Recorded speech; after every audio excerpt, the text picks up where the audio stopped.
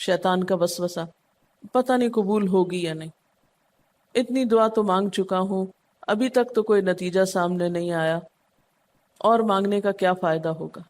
کیا واقعی دعا مانگتے ہوئے یہ وسوسہ نہیں آتا سب کو؟ یا یہ مایوسی کی کیفیت نہیں آتی، میری تو نہیں سنی جا سکتی، معلوم نہیں وہ کون خوش قسمت ہے جن کی دعائیں سنی جاتی ہیں، اس لیے چلو کسی اور سے کہہ دیتے ہیں وہ میرے لیے دعا کر دے، اپنے لیے خود کیا کرنا۔ تو شیطان ہمیشہ دعا مانگنے کے عمل میں رخنا ڈالتا ہے، خلل پیدا کرتا ہے، کیونکہ دعا ایک ایسا عمل ہے جو اللہ اور بندے کے درمیان ایک محبت کا تعلق پیدا کرتا ہے، ایک اپنائیت کا تعلق پیدا کرتا ہے، ایک تقرب کا تعلق پیدا کرتا ہے۔ جب انسان اپنے رب سے مانگتا ہے تو اس کا احسان مند ہوتا ہے، اس کے قریب آ جاتا ہے، اور مانگتا انسان کس سے ہے؟ جس پر مان ہوتا ہے، جس پر یہ یقین ہوتا ہے کہ وہ دے گا، جس پر اعتماد ہوتا ہے کہ وہ میرا بہت خیر خواہ ہے، میرا بھلا کرنے والا ہے۔ انسان ہر ایک سے نہیں مانگ سکتا، ہر ایک کے سامنے اپنی ضرورت نہیں رکھ سکتا۔ تو اگر دیکھا جائے تو ایک اللہ کی ذات ایسی ہے کہ جس سے یہ ساری توقعات پوری ہو سکتی، اللہ کے سوا کوئی نہیں کہ جو انسان کے ساتھ ایسا معاملہ کر سکے۔ اس لیے تمہارا رب کہتا ہے کہ مجھ سے مانگو، اس کو پسند ہے بندوں کا مانگنا۔ اچھا، یہ جو دعا ہے اس میں صرف کسی چیز کا براہ راست نام لے کر مانگنا ہی شامل نہیں، یعنی مانگنے کے طریقوں میں صرف ایسا ہی نہیں کہ ہم کہ یا اللہ فلاں چیز مجھ کو دے دے۔ اس کے کئی انداز ہو سکتے ہیں۔ ایک تو یہی براہ راست کسی خاص چیز کا سوال کرنا، یہ بھی بہت اچھا ہے۔ بندوں سے سوال کرنا برا ہے، لیکن اللہ تعالیٰ سے سوال کرنا تو عبادت کا درجہ رکھتا ہے۔ یعنی کتنا پیار آتا ہے نا اللہ تعالیٰ پہ کہ ضرورت ہماری ہے اور ہمارے اس مانگنے کے عمل کو بھی عبادت کہہ رہا ہے، کیونکہ ایک تعلق ہے نا، وہ وقت اس کی یاد میں گزرتا ہے، اس کی طرف متوجہ ہو کر گزرتا ہے، اس لیے وہ وقت بھی عبادت بن جاتا ہے، وہ عمل بھی عبادت ہو جاتا ہے۔ تو ایک تو یہ کہ جیسے ہم سوال کرتے ہیں اللہم انی اسألک کہہ کے دعا مانگتے ہیں، یہ جتنی مسنون دعا میں آپ نے دیکھا ہوگا اسألک برابر سوال کا لفظ ہے۔ لیکن کچھ دعائیں ایسی ہوتی ہیں جس میں سوال نہیں کیا جاتا، صرف اللہ تعالیٰ کی حمد و ثنا کر دی جاتی ہے، جیسے حضرت ایوب علیہ السلام نے کہا تھا انی مسنی الضر وانت ارحم الراحمین۔ یہ بھی دعا کا ایک انداز ہے، مانگا کچھ بھی نہیں، بس اپنی تکلیف کا اظہار کر دیا اور اللہ تعالیٰ کی حمد و ثنا کر دی، مجھے تکلیف پہنچی ہے اور آپ سب سے بڑھ کے رحم فرمانے والے۔ یہ بھی نہیں کہا آپ رحم فرمائیے، کہا آپ تو سب سے بڑھ کے رحیم ہیں اور میری تکلیف آپ جانتے ہیں۔ یہ بھی ایک سٹائل ہے۔ اسی طرح کوئی ذکر کر دینا، مثلا استغفار پڑھنا۔ اب استغفار پڑھنے والے کے لیے کتنی خوشخبریاں ہیں کہ اس کا ہر مسئلہ آسان ہو سکتا ہے اس کی وجہ سے۔ خیر اس میں تو بخشش کی طلب ہوتی ہے، ایک طلب کا انداز ہے، لیکن استغفار جو ہے وہ عام دعا سے ذرا مختلف ہے۔ اسی طرح درود شریف پڑھنا، اس میں اپنے لیے تو آپ کچھ بھی نہیں مانگ رہے ہوتے، نبی صلی اللہ علیہ وسلم کے لیے مانگ رہے ہیں، لیکن وہاں کیا ہو رہا ہے کہ جب آپ ان کے لیے رحمت کی دعا مانگتے ہیں اللہ تعالیٰ آپ پہ 10 رحمتیں فرماتے ہیں۔ یہ بھی ایک مانگنے کا انداز ہے۔ اب درود شریف پڑھنا جو ہے باعث برکت بھی ہے، عبادت بھی ہے، ذکر بھی ہے، اور ایک طرح کی دعا بھی ہے۔ اسی طرح بعض اذکار کے آپ نے کتنے فائدے دیکھیں، صبح شام کی دعاؤں میں آپ دیکھیے، آپ پڑھتے ہیں بسم اللہ الذی لا یضر مع اسمہ شیء فی الارض ولا فی السماء وهو السمیع العلیم۔ یہ صرف ذکر ہے، اس میں آپ مانگ تو کچھ نہیں رہے، لیکن کتنی فضیلت ہے اس کی کہ جو شخص یہ دعا پڑھے گا اس کو کوئی چیز نقصان نہیں دے گی۔ اس میں آپ یہ نہیں کہہ رہے کہ یا اللہ میں تجھ سے سوال کرتا ہوں کہ ہر نقصان دہ چیز کو مجھ سے دور کر دے، نہیں۔ پھر اسی طرح اللہ تعالیٰ کی حمد و ثنا کے جو کلمات ہیں، مثلا لا الہ الا اللہ وحدہ لا شریک لہ لہ الملک ولہ الحمد وہو علی کل شیء قدیر۔ عرفات کی حدیث میں آتا ہے کہ آپ نے فرمایا کہ عرفات میں میری دعا اور مجھ سے پہلے انبیاء کی دعا یہ کلمہ ہے، یہ لا الہ الا اللہ۔ اب اگر دیکھا جائے تو اس سے تو کوئی دعا کی بات نہیں، یہ تو صرف اللہ کا ذکر ہے۔ تو یہ بھی مانگنے کا ایک طریقہ ہے، ہم مانگے کچھ نہیں، بس صرف ذکر کرتے رہیں اس کا بیٹھ کے۔ اسی طرح آپ دیکھتے ہیں کہ طواف کے دوران آپ کیا پڑھتے تھے، سبحان اللہ والحمد للہ ولا الہ الا اللہ واللہ اکبر۔ اب یہ دعا تو نہیں، یہ تو ذکر ہے اللہ کا۔ تو اللہ تعالیٰ کا ذکر کرنا، اس کی کتاب کی تلاوت کرنا، اس کو پڑھنا، علم حاصل کرنا، یہ ایسے اعمال ہیں کہ جن میں مشغول ہو کر انسان کے لیے کائنات کی ہر چیز دعائیں کرنے لگتی، طالب علم کے لیے بہت سی مخلوق دعائیں کرتی. آپ مشغول ہو گئے کسی اور کام میں، خدمت خلق میں یا علم حاصل کرنے میں، اور اللہ تعالیٰ کی مخلوق شروع ہو گئی آپ کے لیے دعائیں کرنا. عرش والے فرشتے آپ کے لیے دعائیں کرنے لگتے ہیں اگر آپ ایمان لا کر اچھے کام شروع کر دیں. تو اللہ سے مانگنے کے مختلف انداز ہیں، ڈائریکٹ مانگنا بھی اور مختلف عبادات کرنا بھی. اسی طرح وَاسْتَعِینُوا بِالصَّبْرِ وَالصَّلَاةِ، مدد مانگو صبر اور نماز سے. ٹھیک ہے، نماز میں انسان بہت سی دعائیں پڑھتا ہے، لیکن اگر مشکل وقت میں انسان صبر کے ساتھ نفل پڑھ کے اللہ تعالیٰ کا ذکر کرے اور اس کو سمجھ نہ بھی آئے کہ کیا دعا مانگو، کیونکہ بعض پریشانیاں ایسی ہوتی کہ انسان منہ سے کچھ نکال بھی نہیں سکتا، تو یہ نماز بھی کافی ہو جائے گی. وَقَالَ رَبُّكُمُ ادْعُونِي، اور تمہارا رب کہتا ہے مجھے پکارو. اور پکارنے کے کئی انداز ہیں. دل ہی دل میں پکارنا بھی آتا ہے، چپ کے پکارنا بھی آتا ہے، اونچی آواز سے پکارنا بھی آتا ہے، اکیلے پکارنا بھی آتا ہے، سب کے ساتھ مل کے دعا کرنا بھی آتا ہے. کوئی دعا مانگ رہا ہو تو آمین کہنے سے بھی بات بن جاتی.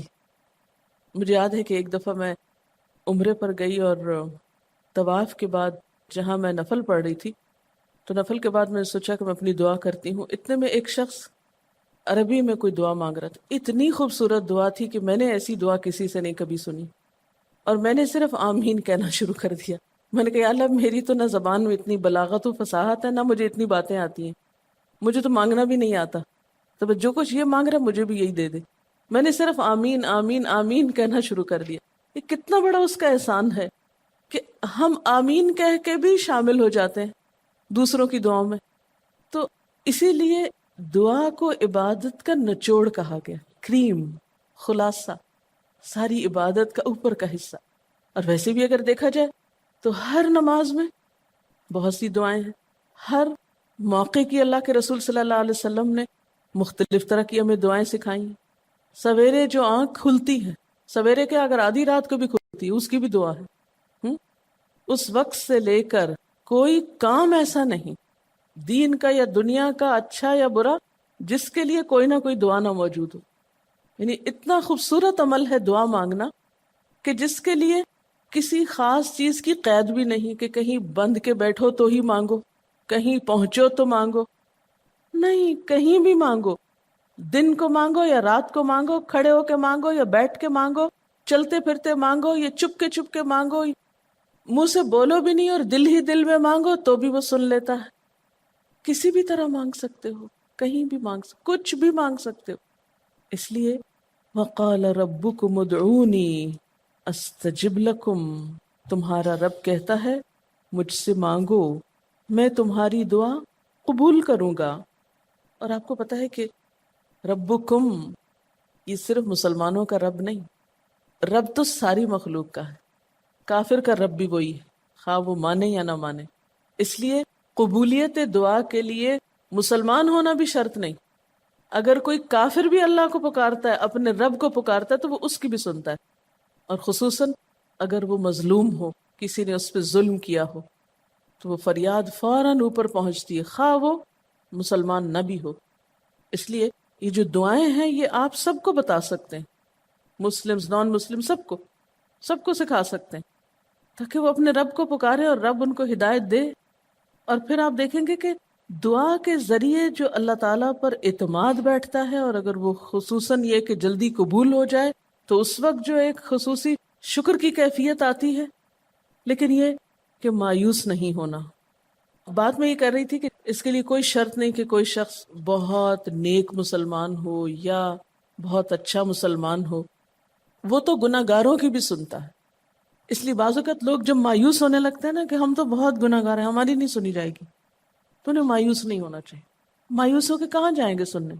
کس سے مانگنے جائیں گے؟ ان کو بھی پکارنا چاہیے، خواہ کوئی کیسے بھی گناہ میں ڈوبا ہوا، کیسی بھی حالت میں ہو، اور اس کے لیے بھی مانگنا چاہیے. حتیٰ کہ کافر جب تک زندہ ہے، اس کی صحت کے لیے، اس کی ہدایت کے لیے، اس کی خیرخواہی بھلائی کے لیے بھی آپ خوب دعائیں مانگ سکتے ہیں. آپ صلی اللہ علیہ وسلم ابو جہل کے لیے بھی دعا کرتے تھے، یا حضرت عمر کے لیے کہتے تھے کہ ان دونوں میں سے کسی ایک کو تو ضروری ہدایت دے. تو دعا ہر حال میں فائدہ دیتی، ان مصیبتوں میں بھی فائدہ دیتی ہے جو اتر چکی ہیں، ان میں بھی دیتی ہے جو نہیں اتری. دعا تو ابلیس کی بھی قبول ہوئی تھی، اس نے قیامت تک زندگی کی دعا مانگی تھی، اس کی بھی قبول کر لی گئی. اس نے کہا تھا قال انظرنی الی یوم یبعثون، قیامت تک کے لیے مجھے مہلت دے کہ میں انسانوں کو بھٹکا سکوں. تو اللہ تعالیٰ نے کہا جاؤ، تمہیں مہلت دی گئی. اس لیے یہ خیال تو اپنے دل سے سب نکال دیں کہ ہماری دعا نہیں قبول ہوتی، سب کی ہو سکتی. شرط یہ ہے کہ آپ واقعی دعا مانگ رہے ہوں. ہاں، جو غافل دل سے مانگے اس کی نہیں قبول ہوتی، کیونکہ وہ مانگ نہیں رہا، وہ تو بس صرف ایک فرض پورا کر رہا ہے. وہ بظاہر دیکھنے میں مانگنے کا عمل نظر آ رہا ہے لیکن حقیقت میں مانگ نہیں رہا. تو حدیث میں آتا ہے کہ اللہ تعالیٰ غافل دل کی دعا نہیں قبول کرتا. بس کچھ ادب یہ ضرور سکھائے گئے کہ انسان قطع رحمی کی دعا نہ کرے، گناہ کی دعا نہ کرے، غلط کاموں کی دعا نہ کرے، اور پھر ساتھ یہ کہ دعا کرنے کے بعد مایوس نہ ہو، دعا میں جلد بازی نہ کرے، کیونکہ اللہ تعالیٰ نے قبولیت دعا کا وعدہ کر رکھا ہے. استجب لکم، میں قبول کروں گا تمہاری دعائیں. ہاں، یہ ضرور ہے کہ قبولیت کی شکلیں مختلف ہوتی ہیں. بعض اوقات تو انسان کو بالکل وہی مل جاتا ہے جو وہ چاہتا ہے، بعض اوقات وہ نہیں ملتا جو وہ چاہتا ہے، بلکہ وہ دے دیا جاتا ہے جو اس کو زیادہ ضرورت ہوتا ہے. یعنی ہمارا تو علم اتنا محدود ہے نا، ہم ایک چیز مانگ رہے ہوتے ہیں جو ہمارے حق میں کوئی زیادہ اچھی نہیں ہوتی. اللہ تعالیٰ ہمارے لیے ہم سے بڑھ کر مہربان ہے، وہ ہمیں وہ نہیں دیتا بلکہ وہ دیتا ہے جو ہمیں اس سے زیادہ فائدہ دے سکتا ہے. اگر آپ اپنی گزشتہ زندگی کی دعاؤں پہ ایک نظر ڈالیں تو ہم کتنی چھوٹی چھوٹی چیزیں مانگتے رہے ہیں، اور اللہ تعالیٰ نے ہمیں اس سے بڑھ کر عطا کیا ہے. ہم سب کو جو اللہ تعالیٰ نے دین کی سمجھ دی یا دین کو سیکھنے کا شوق دیا، ضروری نہیں کہ ہم سب نے یہ مانگا ہی ہو کہ اللہ تو ہمیں موقع دینا اپنے دین کو سیکھنے کے لیے، سکھانے کے لیے. لیکن یہ ضرور ہو سکتا ہے کہ ہم زندگی میں کچھ اور مانگتے رہے اور ہمیں وہ نہیں ملا، یہ نعمت مل گئی اور وہ ہمارے حق میں زیادہ بہتر ہو گئی. اور یہ ہو سکتا تھا کہ ہمیں وہ چیز مل جاتی، اور آج ہم اس چھوٹی سی چیز کو لے کر اس کا شوق بھی پورا کر چکے ہوتے، اس کی ساری اٹریکشن ختم ہو چکی ہوتی. کیونکہ دنیا کی کوئی چیز ایسی نہیں جس کی اٹریکشن ختم نہ ہو جائے یا جس کی ویلیو گھٹ نہ جائے، جو پرانی نہ ہو جائے. لیکن قرآن کا علم ایک ایسا علم ہے جو ہر دم نیا لگتا ہے، ہر دم زندگی دیتا ہے، خوشی دیتا ہے، سکون دیتا ہے، ایک راحت ملتی ہے. یہ پرانا نہیں ہوتا. پھر اسی طرح یہ بھی ہوتا ہے کہ بعض اوقات انسان کی کوئی آفت ٹال دی جاتی. آپ مانگ رہے ہیں رزق، تو وہ رزق میں برکت تو نہیں ہوتی مثلا، لیکن کوئی بیماری آپ سے ٹال دی جاتی کہ خدا نہ خواستہ آپ کو اگر مال مل بھی جائے اور ایسی بیماری لگ جائے کہ سارا مال اس میں ڈوب جائے، تو مال بھی گیا اور تکلیف الگ. تو اللہ تعالیٰ اپنی رحمت سے آپ کو زیادہ مال تو نہیں دیتے، مگر وہ بہت بڑی بلا سے محفوظ رکھتے ہیں، کسی حادثے سے بچا لیتے ہیں، کسی ایسی پریشانی سے بچا لیتے ہیں کہ جس میں آپ کا سب کچھ ہی کھپ جاتا. کیونکہ ہمارے پاس کوئی رائٹ تو نہیں ہے، ہم کوئی ڈیزرو تو نہیں کرتے کہ ہر وقت ہم امن و امان میں رہیں. ہمارے اپنے گناہوں کی بدولت، کئی بیرونی اسباب کی بدولت کوئی مشکل، کوئی حادثہ، کوئی مصیبت کسی بھی وقت آ سکتی جو دنیا میں مختلف لوگوں پر آتی رہتی. ہم ہر امن ڈیزرو تھوڑی کرتے ہیں، یہ تو اللہ کی عنایت اور رحمت اور نعمت ہے کہ وہ جو ہمیں دیے ہوئے یہ. اور یہ عین ممکن ہے کہ ہم کوئی اور دعا مانگتے ہوں اور اللہ تعالیٰ اس کی بجائے ہمیں عافیت میں رکھے ہوئے ہو، ایک پرسکون زندگی دیے ہوئے ہیں ہمیں، کہ ہمارے ہاتھ پاؤں سلامت ہیں، ہم بول سکتے ہیں، ہم دیکھ سکتے ہیں، ہم کھا پی سکتے ہیں، ہم چل پھر سکتے ہیں، ہم کسی کے محتاج نہیں ہیں. کتنا بڑا احسان ہے اس کا.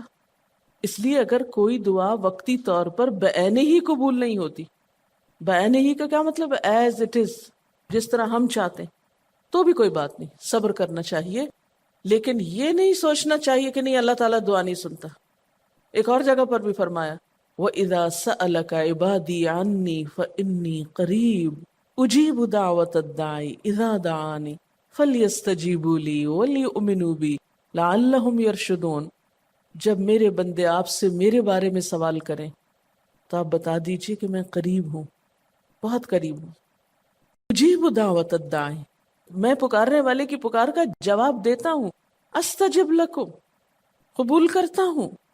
یہ ایسے دل کے بہلانے کے لیے نہیں کہا گیا، یہ حقیقت ہے، یہ سچ ہے، اس پر ہمارا ایمان اور یقین ہونا چاہیے پختہ، اور اس کو چھوڑ کر اوروں کے پاس نہیں جانا چاہیے، کسی اور سے نہیں مانگنا چاہیے، صرف اسی سے مانگنا چاہیے، کیونکہ یہ عبادت بھی ہے اور پھر وہ ہر چیز دینے کے قابل بھی ہے، اس کی قدرت، اس کا علم، اس کی رحمت ہر چیز پہ چھائی ہوئی ہے، اس لیے اس سے مانگتے چلے جاؤ، اور پھر کبھی ایک انداز سے، کبھی دوسرے انداز سے، کبھی تیسرے انداز سے، لیکن اس سے ہمیشہ اچھی امید رکھو، لا تقنطوا من رحمت اللہ۔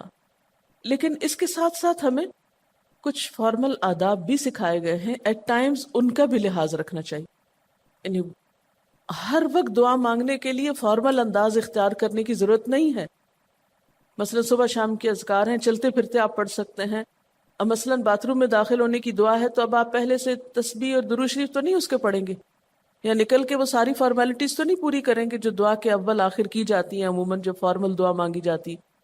تو ایٹ ٹائمز آپ بس ڈائریکٹ دعا مانگ لیں، ایٹ ٹائمز آپ پوری فارمیلٹیز کے ساتھ مانگ لیں، اور اس میں آپ دیکھیے کہ فارمل دعا مانگنے کا طریقہ کیا ہے کہ اللہ تعالیٰ کی حمد و ثنا سے شروع کیا جائے، نبی صلی اللہ علیہ وسلم پر درود بھیجا جائے، پھر اسی طرح یہ ہے کہ دعا میں عاجزی ہونی چاہیے، مانگنے کا انداز غالب ہونا چاہیے، شعر کے انداز میں چیخ چلا کے دعا نہیں مانگنی چاہیے، یا تقریر کے انداز میں دعا نہیں مانگنی چاہیے، امید اور خوف کے درمیان اعتدال کے ساتھ، پھر اسی طرح یہ کہ دعا میں مبالغہ آرائی نہیں کرنی چاہیے، پھر اسی طرح کچھ چیزیں ایسی ہیں کہ جن کا اگر اہتمام کبھی ہو سکے، کبھی کبھار تو بہت اچھا ہے، اور خصوصی جو قبولیت کے اوقات ہیں ان کا لحاظ رکھتے ہوئے ان مواقع سے فائدہ اٹھانا چاہیے، مثلا رات کے تیسرے حصے میں یعنی سحر کے وقت، پھر اسی طرح اذان اور اقامت کے درمیان، صف میں کھڑے ہو کر، صدقہ کرنے کے بعد، کوئی بھی نیکی کا کام کرنے کے بعد، عصر کی آخری گھڑی میں، جمعے کے دن ایک خاص گھڑی میں، سجدے میں دعا، رات کو آنکھ کھل جانے پہ دعا، امر بالمعروف اور نہی عن المنکر کے بعد دعا، تلاوت قرآن کے بعد دعا، عرفہ کے دن کی دعا، رمضان کے مہینے میں خصوصاً روزہ افطار کرتے وقت دعا، پھر عادل امام کی دعا، مسافر کی دعا، بارش کے وقت کی جانے والی دعا، یہ خاص قبولیت کے اوقات اور اسباب ہیں، پھر التحیات اور درود شریف کے بعد کی جو دعا ہے جو ہم بیٹھ کے نماز کے آخر میں پڑھتے ہیں، یہ بھی صرف رب جعلنی تک ہی نہیں بلکہ اس سے زیادہ دعائیں بھی ہیں۔ پھر اسی طرح جب اللہ تعالیٰ پر بہت پیار آ رہا ہو، بہت دل اس کی طرف متوجہ ہو، کیونکہ اللہ تعالیٰ غافل دل کی دعا نہیں سنتے، تو جب دل بہت متوجہ ہو تو فوراً دعا کے بھی فائدہ اٹھا لیں۔ اسی طرح اضطراری کیفیت میں، بہت بے چینی کے وقت، جب کچھ سمجھ میں نہ آ رہا ہو، بیماری کے وقت، پھر اسی طرح سفر کے وقت، پھر اولاد کی دعا ماں باپ کے لیے، ماں باپ کی دعا اولاد کے لیے، استاد کی دعا شاگردوں کے لیے، شاگردوں کی دعا استاد کے لیے، اور جب دعا مانگے تو انداز کیا ربنا اغفر لی ولوالدی وللمؤمنین، اپنی ذات سے شروع کر کے والدین یا قریبی لوگوں کے بعد پھر سب کے لیے عام دعا، پھر اسی طرح وضو کے بعد کی دعا، کعبہ کو دیکھتے وقت جب پہلی نظر سے دیکھیں، پھر حتیم کے اندر، پھر سعی اور طواف کرتے وقت دعائیں پڑھنا، پھر مزدلفہ میں۔ لیکن یاد رکھیے کہ ان قبولیت کے خاص مواقع اور مقامات کے علاوہ دعا تو کسی بھی وقت کی جا سکتی اور کوئی بھی گھڑی قبولیت کی گھڑی ہو سکتی، اس لیے ہمیشہ دعا مانگتے وقت یہ یقین رکھیں کہ اللہ تعالیٰ قبول کرے گا، مایوسی کے ساتھ دعا نہ ہو، کیونکہ جتنی ہماری دعا کے اندر یقین کی کیفیت ہوگی اتنا ہی انشاءاللہ قبولیت کے چانسز زیادہ ہوں گے۔ یعنی عزم کے ساتھ دعا مانگنی چاہیے، یہ نہیں کہنا چاہیے یا اللہ تو چاہے تو قبول کر، نہیں چاہتا تو نہ کر، یہ نہیں کہنا چاہیے کبھی بھی، نہیں یا اللہ تو کر سکتا ہے تو قبول فرما۔ پھر اسی طرح آپ دیکھیں کہ مظلوم کی بد دعا جو ہے وہ بہت تیزی سے قبول ہوتی، کہتے ہیں نا مظلوم کی بد دعا سے بچو کیونکہ وہ کہاں جا پہنچتی ہے، ساتویں آسمان تک۔ اور پھر آپ دیکھیے کہ نبی صلی اللہ علیہ وسلم نے فرمایا لا يرد القضاء الا الدعاء، قضاء کو کوئی چیز نہیں ٹال سکتی مگر دعا، یعنی تقدیر بھی بدل دیتی۔ آپ صلی اللہ علیہ وسلم نے فرمایا آدمی جب کبھی اللہ سے دعا مانگتا ہے اللہ تعالیٰ اسے یا تو وہی چیز دے دیتا ہے جس کی اس نے دعا کی تھی، یا اس درجے کی کوئی بلا آنے پہ اس سے روک دیتا ہے۔ آپ صلی اللہ علیہ وسلم نے فرمایا بندے کی دعا قبول کی جاتی ہے بشرطے کہ وہ کسی گناہ کی یا قطع رحمی کی دعا نہ کرے اور جلد بازی سے کام نہ لے۔ عرض کیا گیا جلد بازی کیا ہے یا رسول اللہ؟ فرمایا جلد بازی یہ ہے کہ آدمی کہے میں نے بہت دعا کی مگر میں دیکھتا ہوں کہ میری دعا قبول ہی نہیں ہوتی، اور یہ کہہ کر آدمی تھک جائے اور دعا مانگنی چھوڑ دے۔ نہیں، دعا سے کبھی نہ تھکے، اس لیے کہ اللہ کی نگاہ میں دعا سے بڑھ کر کوئی چیز باوقت نہیں۔ لیس شیء اکرم علی اللہ من الدعاء۔ اور پھر خصوصاً اللہ کا فضل مانگنا، قرآن پاک میں بھی اللہ تعالیٰ فرماتے ہیں وَاسْأَلُوا اللَّهَ مِنْ فَضْلِهِ، اللہ سے اس کے فضل کا سوال کرو۔ پھر اسی طرح عافیت کی دعا کہ اللہ تعالیٰ ہر حادثے مصیبت تکلیف پریشانی سے بچا کر رکھے، یہ دعا بھی بہت پسندیدہ ہے اللہ تعالیٰ کے نزدیک۔ آپ صلی اللہ علیہ وسلم نے فرمایا دعا ہر حال میں فائدہ دیتی ہے، ان بلاؤں کے معاملے میں جو نازل ہو چکی اور ان کے معاملے میں جو نازل نہیں ہوئی، بس اے بندگان خدا تم ضرور دعا مانگا کرو۔ اور پھر آخری بات کہ تم میں سے ہر شخص کو اپنی ہر حاجت اپنے رب سے مانگنی چاہیے، حتیٰ کہ اگر جوتی کا تسمہ بھی ٹوٹ جائے تو بھی اللہ تعالیٰ سے دعا کرے، یعنی چھوٹی چھوٹی چیزوں میں بھی جب ضرورت پیش آئے تو اللہ کی طرف رجوع کرے۔ وَقَالَ رَبُّكُمُ ادْعُونِي أَسْتَجِبْ لَكُمْ، اور تمہارا رب کہتا ہے کہ مجھے پکارو، مجھ سے مانگو، میں تمہاری دعا قبول کروں گا۔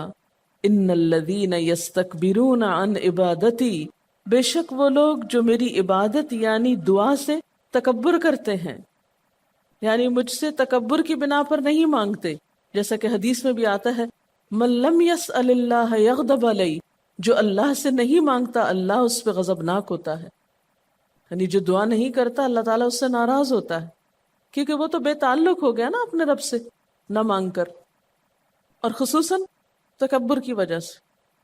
ایسے لوگوں کی جزا کیا ہے؟ سیدخلون جہنم داخرین، ان